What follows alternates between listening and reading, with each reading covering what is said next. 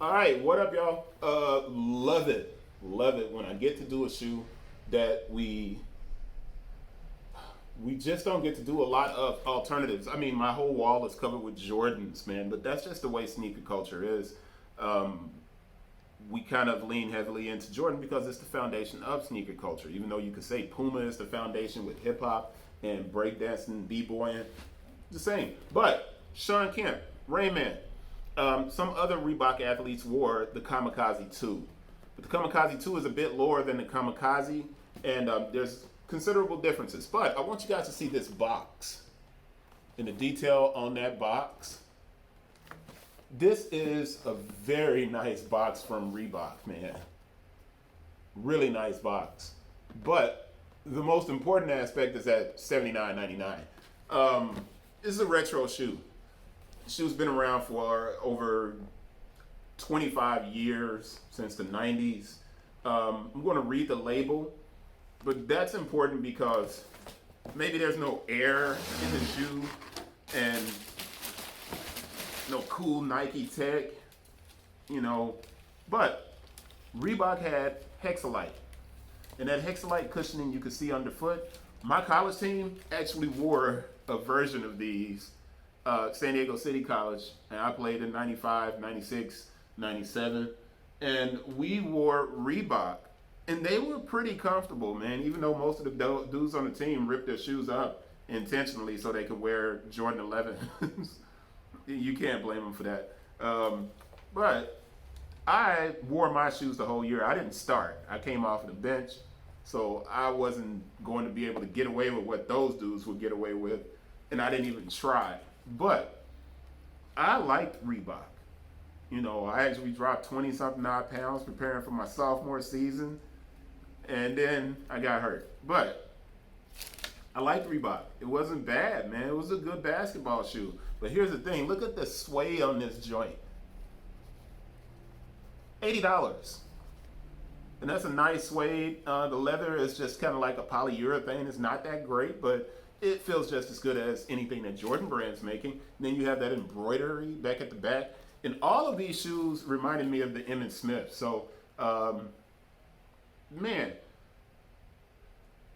I guess you have to shout out the OG designers because these shoes look good, man, and they still look good. I can't get away with wearing them now. Would I hoop in them? Yeah, I would still hoop in them. But I can't get away with wearing them now because I'm just not kind of as flamboyant or dressing kind of loudly. And I haven't even gotten to the box yet, have I? But it's because Reebok double wraps their shoes. So you get 2 wrapping papers. And I'm bringing this up. I know somebody's like, man, we don't care, yo. Why are you talking about the wrapping paper? The insoles on these joints are stuck down, but they are ortho-like. See, you see that blue cushioning? So it's a really padded shoe. I can't remember if I had to go up or down. My feet were really narrow, though. Even in college, I had these really skinny feet. But I don't think you have to go up a half size in these shoes. I think they're pretty true. They're pretty true to size. But I'm bringing up the packaging, the box. The top of that box, you can see the kind of molded graphic that's like shattered glass on there, kind of. The 2 sheets of paper. I'm restarting my browser, yes. The 2 sheets of paper in here. There's no QC stamps or anything that I can see on the inside of the box. But at $80, Hexalite cushioning, suede upper, leather, classic footwear, there's a disconnect. And I'm bringing that up because as I sit here with these Jordans behind me, $170 for that shoe versus $80 for this shoe is suspect. But it also speaks to the fact that Reebok has kept their shoes fairly affordable all of this time, and you gotta respect that. The problem is people don't have anything to attach themselves to with the Kamikaze. There's no championship attached to it, and there's no real highlights attached to it. Yes, Sean Kemp was ridiculous with it, man. But we don't necessarily think about Shawn Kemp in that way. And a lot of the times people only remember Shawn Kemp as Fat Shawn Kemp in Cleveland with the Cavaliers. And that's really bad, you know. I guess I'm looking at this and I'm saying, dang, why can these still be 80, but these are 170 behind me?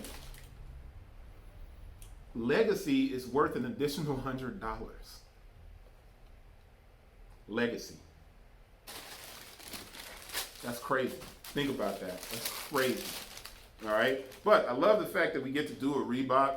And I'm going to push this closed a little bit. This is the Kamikaze 2 basketball shoe made in Vietnam. The style code is FV2969. SRP is only $80.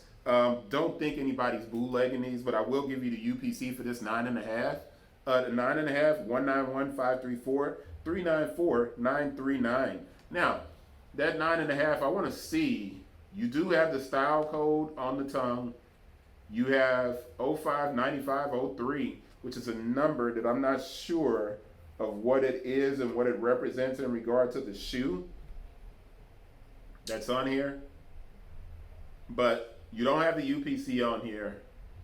And that's that you know, that's the difference between Nike and other brands, is Nike really ensures that the shoes can't be kind of reproduced in a way that, you know, very quickly. You would have to have access to the dates that are on the inside of it. The Hexalite honeycomb design spreads shock over a larger area than EVA or polyurethane. As a result, it combines cushioning and lightweight for superb performance. Reebok basketball, because it doesn't exist in the NBA, Montrezl Harrell was the question, but Reebok does not make performance footwear anymore for the NBA. So you lose out on the history of, and the storytelling around the Kamikaze and the old Reebok athletes. All we know is D Brown and Shawn Kemp. And there's no real history tied into guys who won wearing Reebok. And that's a shame, because I'm pretty sure we could go through the archives and find information on that. And possibly we should. Maybe that should be a video somebody should consider doing. But I'm going to stop that right there, man. I just wanted to really get into this because I wore them in college. So yeah, I'm going to be like, you know, a little bit enamored with it. And we simply don't get to do a lot of, this is the medial side. You can barely tell what's the medial and the lateral sides of this shoe. It's such a good design, man. Such a good design. Anyway, I'm going to wrap it up. Yeah, I'm way too emotional about this shoe. But I'm going to have to remember to go home and wipe this off too, because it's got a little bit of dirt on the bottom. But that's it. I will see you guys on the next one. I think I got 2 or 3 more videos to go. Keep rocking with me. See you guys on the next one. Peace.